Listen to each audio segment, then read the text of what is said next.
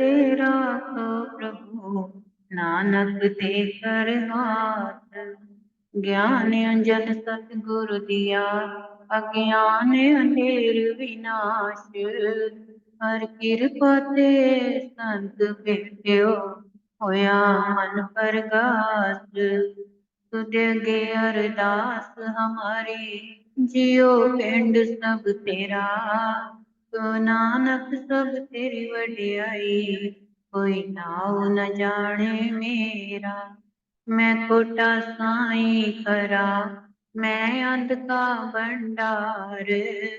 मैं अपराधी आत्मा, साई शरण संभाल।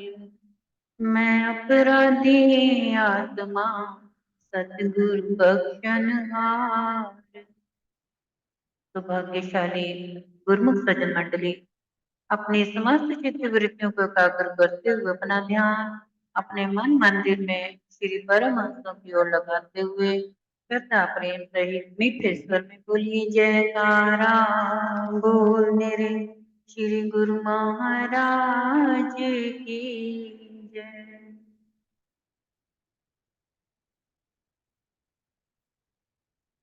तीरथ कर कर जग मुआ, ओढ़े पानी नहाए। राम नाम जपया नहीं, काल घसीट ले जाए। तीरथ कर कर जग मुआ, ओढ़े पानी नहाए। राम जपया नहीं, काल घसीट जाए। गुरुमुखो, तीर्थ कर रहे हैं, कई प्रकार के रात दिन तीर्थ हो रहे हैं, तीर्थ स्नान हो रहे हैं, कीर्तन भजन भी हो रहे हैं, सब कुछ हो रहा है। लेकिन जब तक से नाम को नहीं जपा, तब तक से आप जितना मर्जी तीर्थ स्नान कर रहे हैं, जितना मर्जी इधर उधर की तीर्थ यात्राएं कर लें, जितना मर्जी इधर उधर आप दर दर भटक लें, जब तक से आपके अंदर का राम नहीं जागेगा, अंदर से यानी कि नाम नहीं जपा जाएगा, तब तक से आप बाहरी दुनिया के सपने की तरह, जैसे सपना होता है ना, आता है रात को नींद में, उसके बाद जागते ही वो सपना टूट जाता है। इसी प्रकार से ये जो जीवन है एक सपने की भांति, जिस प्रकार से जैसे कि गुरु नानक देव जी भी फरमाया करते हैं, सारा जगत सपना जाने, इस जगत में सारा जग सपना बया, नाही कोई सदा रहे। तेरा परिवार भी सपना बया, ये संसार भी सपना बया। धन भी सपना है, संपदा भी सपना है, यहाँ तक कि तेरा अपना इश्क भी सपना है। गुरु नानक देव जी फरमाते हैं, सारा जगत ये सपने की तरह जानो, क्योंकि जो तेरा परिवार है वो भी एक सपना है, हकीकत नहीं है। जिसे तू रात दिन अपना अपना कहता है, ये संसार, ये धन संपदा, यहाँ तक कि जो तेरा इश्क है, यानी कि बड़े बड़े गुरु आए, संत आए, कहाँ कोई इस संसार में रहा। हर कोई अपने अपने समय के अनुसार जीवन को व्यतीत करके जाना पड़ा, हर किसी को। इसी प्रकार से हमें भी वापस जाना है। तो जैसे कि उन्होंने ये भी फरमाया, राम गयो जागे परिवार, नानक फिर कुछ नहीं, सुपने जो संसार। गुरु नानक देव जी ने फरमाया कि यहाँ तक कि राम भगवान जो थे वो भी अपने समय अनुसार चले गए, परिवारों के परिवार चले गए, फिर यहाँ पर कोई नहीं रहा। ये संसार एक किस्म का सपने की ज्यों भांति ही है, और जब आंख खुलेगी तो सब कुछ अपने आप पता लग जाएगा कि हम सपना देख रहे थे। जिस प्रकार से रात दिन हम रात को सोते हैं तो रात की अवस्था में सपने आते हैं, वो दिन में भूल जाते हैं, और दिन में जब जागते हैं तो दिन की अवस्था में जो जो कुछ हम कर रहे होते हैं वो रात को नींद में सब कुछ भूल जाते हैं। यानी कि ना वो सच है ना ये सच है, ना जागने पे सच है ना सोने नींद में सच है। तो सच कहाँ है? सच की अवस्था कहाँ आती है गुरु को? जागृत अवस्था कब आती है? जैसे कि जीव जो है आत्मा से जागता है और शरीर से सोता है। जब शरीर को सुख की प्राप्ति होती है ना, तो ये शरीर आनंद की नींद लेता रहता है और उसी में खोया रहता है। जब ये शरीर के अंदर जो पड़ी हुई आत्मा है, जब उसको नाम भजन की खुराक प्राप्त हो जाती है, उसका रस प्राप्त होता है। जब रस उसका अंदर आत्मा को मिलता है तो आत्मा जाग उठती है। जैसे ही आत्मा जागती है, फिर सारा संसार, परिवार, यहाँ तक कि अपना शरीर भी मिथ्या लगने लगता। नाम जपने की गुरु बहुत शक्ति है। नाम अंदर से हमने जपना है, ना कि बाहरी शरीर से। जब तक से अंदर आत्मा नहीं जपेगी, चाहे हम बाहर से कितना मर्जी गा लें बजा लें, रात दिन चाहे लाउड स्पीकर लगा लगा के कितना मर्जी शोर मचा लें, वो सब मिथ्या है। वो तो एक सपने की भांति हम चल रहे हैं, या यूं समझिए कि सपने के भांति हम अपने आप को उस अवस्था में ढालने की कोशिश कर रहे हैं। एक बार की बात है, राम, जैसे कि आपको बताया कि नाम में इतनी शक्ति है कि नाम से कितना पार उतारा होता है। एक बार की बात है कि रावण की सेना का व्यक्ति जो था वो विभीषण जी से कहने लगा कि मुझे आपकी नगरी में नहीं रहना। गुरुमुखों, यहाँ पर हमारी दीप्ति नजर नहीं आ रही है। क्या स्क्रीन पर आपने अभी डीपी नहीं करी है?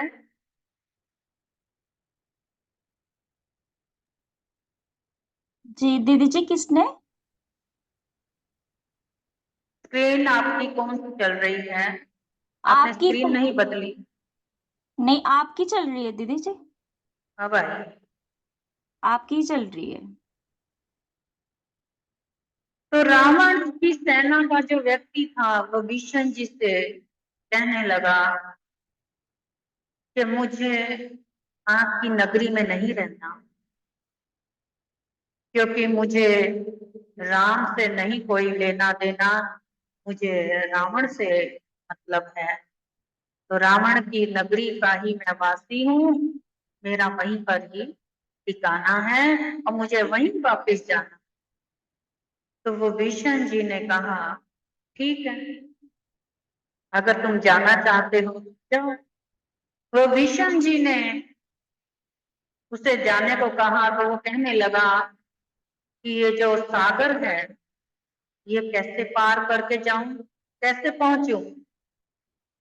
तो वो भीषण जी ने कहा कि चिंता नहीं करो, तुम्हारे सागर पार करने का हमारे पास इंतजाम है। इसी प्रकार से जब विभीषण जी ने एक पत्ता लिया और पत्ते पे कुछ लिख करके विभीषण को पकड़ा दिया, ना सॉरी, उस व्यक्ति को पकड़ा दिया विभीषण जी ने, और उसको बोला कि रास्ते में इसको खोलना नहीं, खोल के नहीं देखना, बस चुपचाप इस पत्ते को मुट्ठी में अपने रखना कसकर, और ये सागर आराम से पार हो जाओ। तो वो भी हंसी खुशी सागर पार जैसे ही करने लगा तो उछलता कूदता इस प्रकार से सागर के ऊपर चलने लगा जैसे कि जमीन पर चल रहा। वो सागर उसके लिए जमीन बन गया और आराम से वो सागर पार करता करता जैसे ही पहुंचने वाला था तो उसके मन में विचार आया कि एक बार ये खोल के देखूं तो सही, तो वो भीषण जी ने इसमें क्या डाला है, क्या लिखा है। तो उसने जैसे ही वो पत्ता खोला तो उसमें क्या था, उसमें श्री राम भगवान का नाम। तो उसके अंदर मजाक सूझी तो हंसने लगा ठहाका मार के, कहने लगा हाँ, राम का नाम, भला ये किस काम का, मेरे लिए किस काम का है, मैंने इसे क्या करना है। जैसे ही उसके मन में ये विचार आया वैसे ही उसी वक्त सागर जो था अपने रूप में आ गया और वो व्यक्ति सागर में डूब गया। इसीलिए कहा जाता है राम से बड़ा राम का नाम। यही हाल हम जैसे जीवों का है, संसारियों का, कि हम नाम पर यकीन ना करके हम और के ऊपर के दिखावे की जो रूपरेखा है उस पे ध्यान देते हैं, उसमें हम इतना ध्यान देते हैं। अगर इतना ध्यान हम नाम में दें तो हम इस सागर संसार में कभी डूब ही ना सके और इसमें प्रभु का नाम लेते लेते ये भव सागर पार कर जाए। इसी प्रकार एक व्यक्ति ने तुलसीदास जी से पूछा कि कभी कभी ऐसा मन होता है कि ना भक्ति करने का मन करता है, ना नाम जपने का मन करता है, तो क्या करना चाहिए? उल्टे सीधे हम जैसे कैसे नाम जप लेते हैं, तो हमें क्या करना चाहिए, क्या उसका नाम का कोई लाभ भी है? तो तुलसीदास जी ने फरमाया तुलसी में राम को बीज भयो या बीज, भों में पड़ा जाने सभी, उल्टा सीधा बीज। यानी कि तुलसी दास जी फरमाते हैं कि आप चाहे किसी भी कंडीशन में हो, कैसी भी हालत में हो, आप चाहे लेटे हैं, बैठे हैं या कोई काम कर रहे हैं या कुछ भी, अगर आप नाम जपते जपते अपने जीवन की रूपरेखा को चला रहे हैं तो आपका जपा हुआ नाम अवश्य उपजेगा, उसको फल लगेंगे और उस नाम का फल आपको अवश्य प्राप्त हो। जिस प्रकार से श्री राधा जी कृष्ण कृष्ण जपती रही और कृष्ण का रूप हो गई, मीराबाई, कबीर दास जी इस प्रकार से जिन्होंने नाम को जपा वो खुद से खुदा हो गए। यानी नाम में वो शक्ति है कि अगर आपके अंदर नाम बस गया, आपकी आत्मा के अंदर पहुंच गया तो आप जाग जाएंगे और अंदर से जब जागा हुआ जो व्यक्ति है वो फिर बाहरी दुनिया, बाहरी रंग तमाशे इन सब से बेखबर हो जाता है। उसको किसी भी प्रकार की कोई होश खबर नहीं रहती, उसको केवल इतना रहता है कि मैंने परमात्मा में समाना है और परमात्मा में लीन होना, यही जीवन का सार है। जिस प्रकार से गुरु को सत्संग में 3 तरह की गुड़िया बताई गई है। पहली पत्थर की गुड़िया, जो पानी में डालो तो थोड़ी देर ठंडी रहेगी, फिर बाहर निकालो तो वैसी की वैसी हो जाएगी। दूसरी कपड़े की गुड़िया, जो पानी में डालो तो भीग तो जाएगी लेकिन बाद में सूख जाएगी। और तीसरी गुड़िया नाम की गुड़िया, नमक की गुड़िया। उनको जो नमक की गुड़िया है वो तो अगर पानी में गई तो पानी का रूप बन जाएगी। इसी प्रकार से हम जैसे जो जीव हैं सत्संग को सुनते हैं लेकिन धीरे धीरे सत्संग का असर होता आरंभ होता है। जैसे शुरुआत में कुछ कुछ समझ पड़ता है, बाद में धीरे धीरे समझ आनी आरंभ होती है तो आनंद बनता है। फिर जब धीरे धीरे और भी इसका अंदर असर प्रभाव होता जाता है तो वो रस आनंद रस बन जाता है। जब आनंद रस बनता है तो वो आत्मा की खुराक बन करके अंदर समा जाता है और उसमें परमात्मा का नाम जाग जाता है। सत्संग ज्ञान से ही नाम का रस आनंद प्राप्त होता है और मालूम होता है कि नाम क्या है, सत्संग क्या है, ज्ञान क्या है, जीवन क्या है और हमारे इस संसार में आने का प्रारब्ध क्या। तो इस प्रकार से हमारा जो जीवन संसार में आना है वो सकारक तभी कहलाता है अगर हम संसार की सब बातों से हट करके केवल नाम के साथ जुड़े। और नाम हमारे अंदर है, हमारी जो श्वास एक अंदर और एक बाहर आती जाती है, इसी के बीच जो धुन सुनते हैं आप, धुन सुनाई देती है, उसको नाम बोला जाता है। उसी का अगर ध्यान करते रहे हर वक्त, उसी में अगर आप खोए रहे तो आपको पता लग जाएगा ये जो आपको नाम मिला हुआ है ये नाम इसमें ही हमें सुनाई दे रहा है।